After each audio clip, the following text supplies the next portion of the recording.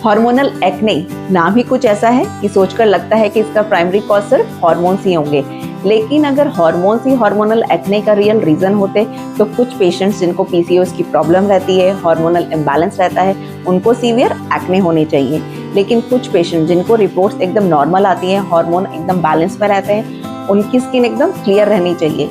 लेकिन देखने को कभी कभी हमें ऑपोजिट भी मिलता है, जिनकी रिपोर्ट्स नॉर्मल है उनको हर मंथ चिन और जॉन लाइन एक्ने रहते हैं, और जिनको पीसीओएस की प्रॉब्लम रहती है, हार्मोनल इम्बैलेंस रहता है, उनकी स्किन एकदम क्लियर देखने को मिलती है।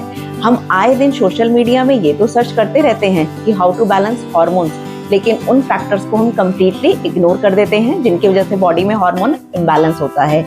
ये फैक्टर्स हमारे डिस्कशन से कम्प्लीटली मिसिंग रहते हैं। नमस्ते, मैं हूँ doctor Priyanka and welcome back to my channel. अगर आप आयुर्वेदा और स्किन हेल्थ को रूट कॉज के पर्सपेक्टिव से समझना चाहते हैं और नेचुरल आयुर्वेदिक सॉल्यूशन जानना चाहते हैं तो चैनल को जरूर सब्सक्राइब करें। आयुर्वेदा के अकॉर्डिंग डिजीज को जब असेस करने की बात आती है तो इसमें एक बहुत ही इंपॉर्टेंट प्रिंसिपल बताया गया है, और वो है निदाना परिवर्जन। सबसे पहले रूट कॉज को आइडेंटिफाई करो और उसको रिमूव करो।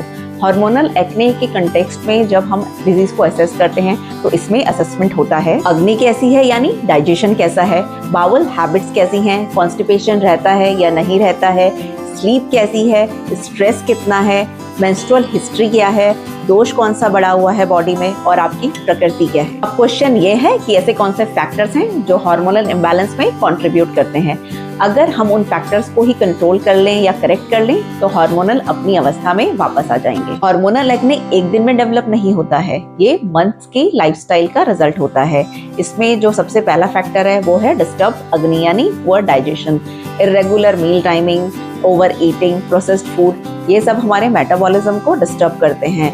हमारा जब डाइजेशन पुअर होता है तो वो बॉडी में आमा यानी टॉक्सिन्स प्रोड्यूस करता है, और यही टॉक्सिन्स हमारे ब्लड में जाके रक्त को दूषित करता है, यानी ब्लड को इम्प्योर कर देता है, और इसका रिजल्ट हमें हमारे स्किन में देखने को मिलता है। दूसरा फैक्टर है स्ट्रेस। स्ट्रेस से हमारा जो इनडायरेक्ट कनेक्शन है वो स्लीप से है। हमारी स्लीप डिस्टर्ब रहती है, हमारी ईटिंग हैबिट्स चेंज होती है, बॉडी में इन्फ्लेमेटरी चेंजेस भी आ सकते हैं, और इसका इनडायरेक्ट जो इफेक्ट है वो हमारी स्किन में दिखता है। अब हम जानेंगे कि क्लासिकल आयुर्वेदा हर्ब्स के थ्रू हार्मोनल एक्ने की कंडीशंस को कैसे इम्प्रूव किया जा सकता है। नंबर 1, दीपन पाचन। डाइजेशन को स्ट्रॉन्ग करने के लिए सुबह खाली पेट जीरा और सौंफ का वाटर आप ले सकते हैं।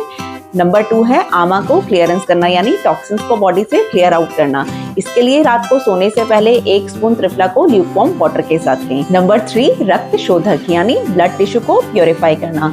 इसके लिए आप हाफ स्पून मंजिस्टा पाउडर को ल्यूकवार्म वाटर के साथ ले सकते हैं।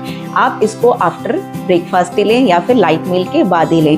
खाली पेट लेने से ये माइल्ड डिस्कम्फर्ट कर सकता है। नंबर 4, हार्मोनल टिश्यू को नरिश करना, यानी कि आर्तव संतर्पण। इसके लिए शतावरी और अशोक का बेस्ट हर्ब्स हैं। रात को सोने से पहले 1 स्पून शतावरी पाउडर को ल्यूकवार्म मिल्क के साथ लें। अशोका को आप पाउडर फॉर्म में ले सकते हैं ब्रेकफास्ट करने के बाद ल्यूकवार्म वाटर के साथ। इन हर्ब्स को आप 10 से 12 दिन पहले लेना स्टार्ट करें। साथ में अगर आपके कोई मेडिकेशन चल रहा है, कोई ट्रीटमेंट चल रहा है, तो आयुर्वेदिक प्रैक्टिशनर से कंसल्ट करके ही इनको लेना स्टार्ट करें। तो रूट कॉज को समझिए और खुद से पूछिए कि मेरी बॉडी में ऐसा क्या एनवायरनमेंट बना जिसकी वजह से ये कंडीशन बार बार डेवलप हो रही है। बॉडी खुद सिग्नल देती है। अगर आप जानना चाहते हैं कि हार्मोनल एक्ने के लिए परफेक्ट डाइट चार्ट क्या है, इसमें लाइफस्टाइल कैसा होना चाहिए, तो कमेंट करें hormonal acne. Stay happy and healthy और अपना ध्यान रखें। मिलते हैं अगले वीडियो में। नमस्ते।